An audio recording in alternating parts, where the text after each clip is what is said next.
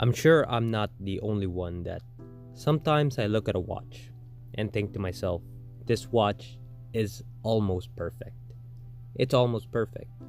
There's just a few minor things that I would change: the size, the date, any little detail. As watch collectors, we love to look at these minor details, and for us, the small things actually really do matter.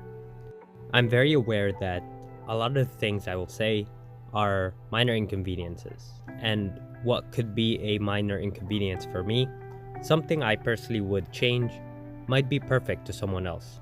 So, take this opinion with a grain of salt.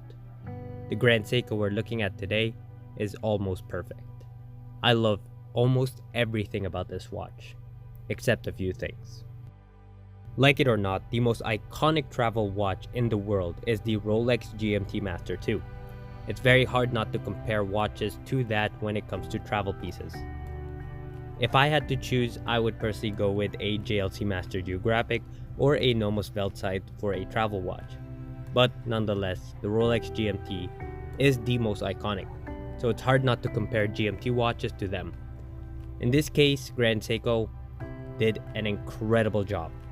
Nothing about this watch is derivative from the Rolex GMT.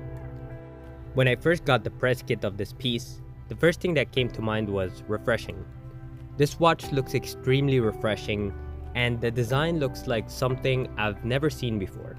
Although I'm sure there's other watches that are similar, I can't memorize thousands of watches that come every year, but to me, this watch looks unique enough to stand its own. So as you know, I'm a big fan of Grand Seiko. And in the beginning of the video, I mentioned there's a few things that I didn't like about this release. This is one of those watches that I personally believe that they could have easily taken customers from Rolex when they're looking for GMT Masters. The biggest reservation I have with this watch is the size, the placement of the date window, but other than that, everything else I love. Having this watch on my 6.5-inch wrist, the watch is pretty comfortable, but it is a beast on the wrist.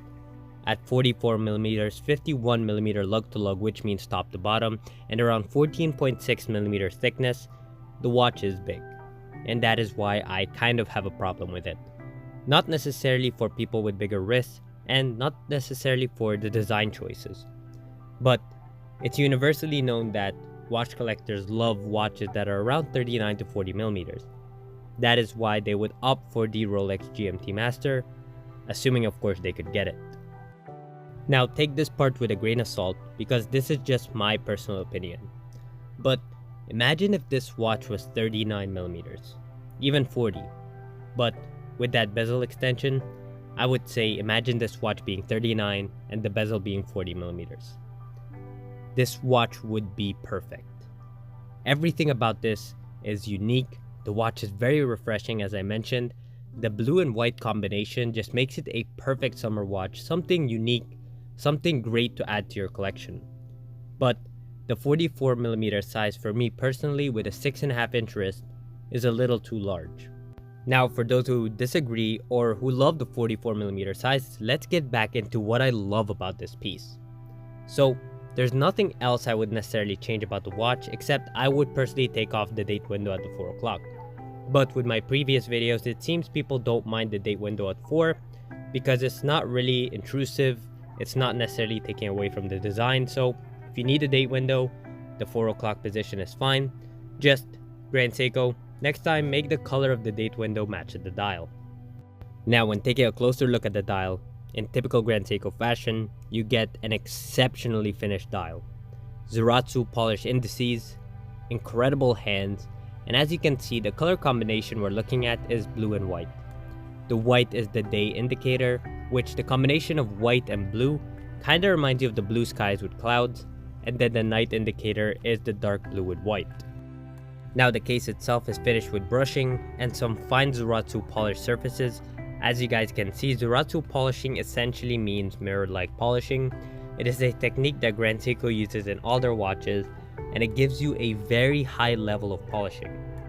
Having the brushed and polished surfaces gives the watch more dynamic, and it makes it look a lot better. Now the movement powering this piece is the 9S86 caliber, which is a high beat movement.